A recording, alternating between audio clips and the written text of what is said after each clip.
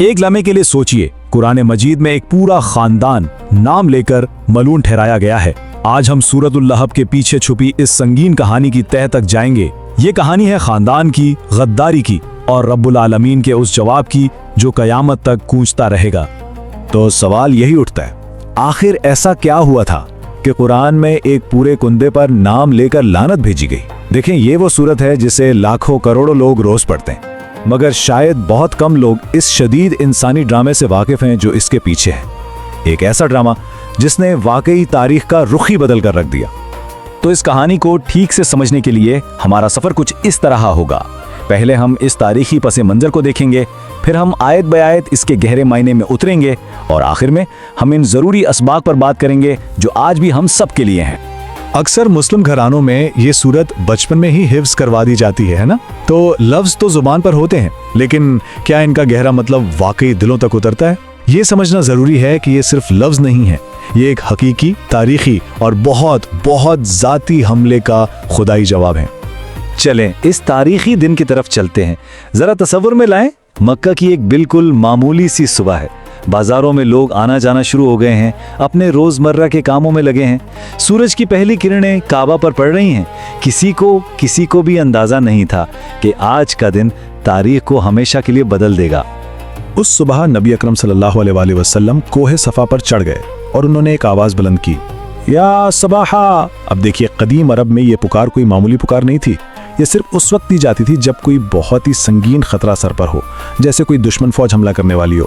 مطلب یہ high alert تھا، فوراً لوگ اپنے گھر، اپنے کام، سب کچھ چھوڑ کر جمع ہو گئے۔ پھر آپ صلی اللہ علیہ وآلہ وسلم نے ان سے پوچھا، اگر میں یہ کہوں کہ اس پہاڑ کے پیچھے ایک لشکر تم پر حملہ کرنے کے لیے تیار ہے تو کیا تم میری بات مانو گے؟ سب نے ایک ساتھ کہا، ہاں، کیونکہ ہم نے آپ کو ہمیشہ سچا ہی پایا ہے۔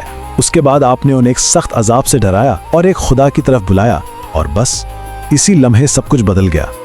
بھیڑ میں سے ایک شخص غصے سے چیخا، تبن لک الہٰذا جماعتنا، مطلب تو برباد ہو، کیا اسی لیے ہمیں یہاں بلایا تھا؟ اور یہ کہنے والا کوئی غیر نہیں تھا، یہ آپ صلی اللہ علیہ وسلم کا اپنا سگا چچا ابو لہب تھا۔ سوچئے، اس معاشرے میں جہاں خاندان ہی سب کچھ تھا، جہاں چچا کا درجہ باپ جیسا ہوتا تھا، اسی چچا نے اپنے بھتیجے کی حفاظت کرنے کے بجائے سب کے سامنے سب سے پہلے اس پر لعنت بھیجی۔ اور یہ کوئی ایک لمحے کا غصہ نہیں تھا، نہیں، یہ تو بس شروعات تھی، ایک بے حد بے رحم اور منظم مہم کی شروعات جو ابو لہب اور اس کی بیوی ام جمیل نے نبی اکرم صلی اللہ علیہ وسلم کی زندگی میں زہر گھولنے کے لیے شروع کی۔ کیا کچھ نہیں کیا انہوں نے؟ ابو لہب بازاروں میں آپ کے پیچھے پیچھے چلتا اور چلاتا، اس کی بات مت سنو، یہ تو مجنون ہو گیا ہے، نوجوانوں کو اکساتا کہ جاؤ ان پر پتھر پھینکو۔ اس کی بیوی ام جمیل، جسے حرب کی ماں یعنی جنگ کی ماں بھی کہتے تھے، وہ آپ کے راستے میں کانٹے بچھاتی، غیبت اور بہتان کا طوفان برپا کیے رہتی۔ دونوں نے مل کر اپنے بیٹوں پر دباؤ ڈالا کہ وہ نبی صلی اللہ علیہ وسلم کی بیٹیوں رقیہ اور ام کلثوم کو طلاق دے دیں، اور حد تو یہ ہو گئی کہ ام جمیل نے اعلان کر دیا کہ جو بھی محمد صلی اللہ علیہ وسلم کے خلاف اٹھے گا وہ انعام میں اسے اپنا قیمتی ہار دے گی۔ جب یہ ذاتی اور عوامی ظلم اپنی انتہا کو پہنچ گیا تو نبوت کے 10ویں سال اللہ سبحانہ و تعالیٰ نے خود اس کا جواب دیا، اور جواب آیا سورۃ اللہب کی صورت میں، ایک ایسا جواب جو اس خاندان کے ہر ظلم کا آئینہ تھا، سیدھا، واضح اور ہمیشہ کے لیے۔ اور یہاں سے یہ کہانی ایک معجزاتی موڑ لیتی ہے۔ دیکھیں، یہ صورت صرف ایک جواب نہیں تھی، یہ ایک زندہ پیش گوئی تھی۔ اس میں صاف صاف کہہ دیا گیا تھا کہ ابو لہب ایمان کے دشمن کی حیثیت سے ہی مرے گا، وہ کبھی بھی اسلام قبول نہیں کرے گا۔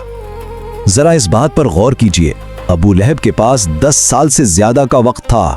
10 سال وہ صرف ایک جملہ کہہ سکتا تھا، میں مسلمان ہوتا ہوں، اور نعوذ باللہ قرآن کو غلط ثابت کر سکتا تھا، لیکن اس نے ایسا کبھی نہیں کیا، اور آخرکار جنگ بدر کے کچھ عرصے بعد ایک ایسی ذلت آمیز بیماری سے مرا کہ اس کی لاش کئی دن تک وہیں پڑی سڑتی رہی۔ اس کے اپنے بیٹوں نے اسے ہاتھ لگانے سے انکار کر دیا۔ پیش گوئی हर्फ बहर्फ पूरी हुई। तो अब चलते हैं इस सूरत की आयत की तरफ और देखते हैं कि इसमें है क्या। ये समझना जरूरी है कि ये कोई आम सजा नहीं है। हर आयत बल्कि हर लफ्ज उनके किए गए खास जुर्मों का एक आईना है, एक मुकम्मल पोएटिक जस्टिस। पहली आयत है तब्बत यदा अबी लहबिम व तब, टूट गए अबू लहब के दोनों हाथ। सवाल यह है कि दोनों हाथ ही क्यों?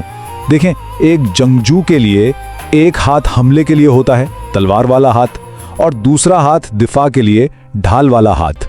दोनों हाथों का टूट जाना इसका मतलब है मुकम्मल तबाही, यानी ना वो किसी को नुकसान पहुंचा सका और ना ही खुद को बचा सका। उसकी ताकत, उसके मंसूबे, उसका असर रसूख सब कुछ खाक में मिल गया। फिर अगली आयत में अल्लाह फरमाता है कि ना उसका माल उसके काम आया और ना वो जो उसने कस्ब किया। कस्ब क्या है? अरबी में इसका मतलब है वो चीज़ जो इंसान खुद अपनी मेहनत से कमाए। और एक हदीस में आता है कि इंसान की सबसे बेहतरीन कमाई उसकी अपनी औलाद है। सोचिए, अबू लहब ने अपना माल भी और अपनी औलाद भी, दोनों को नबी सल्लल्लाहु अलैहि वसल्लम के खिलाफ एक हथियार के तौर पर इस्तेमाल किया, लेकिन आखिर में न दौलत काम आई ना औलाद।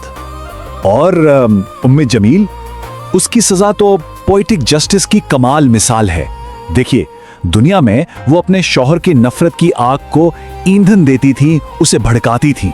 आखिरत में सजा यह है कि वो जहन्नम में अपनी ही आग के लिए लकड़ियां ढोकर लाएगी।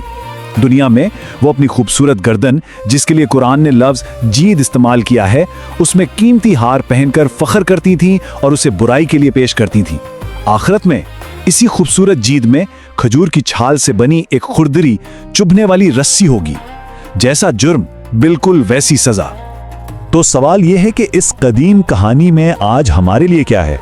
यह सिर्फ तारीख का एक वाकया तो नहीं है ना, इसके अंदर हम सब के लिए बड़े गहरे अखलाकी और रूहानी सबक छुपे हुए हैं। इस पूरी कहानी से दो बड़े अहम सबक निकलते हैं।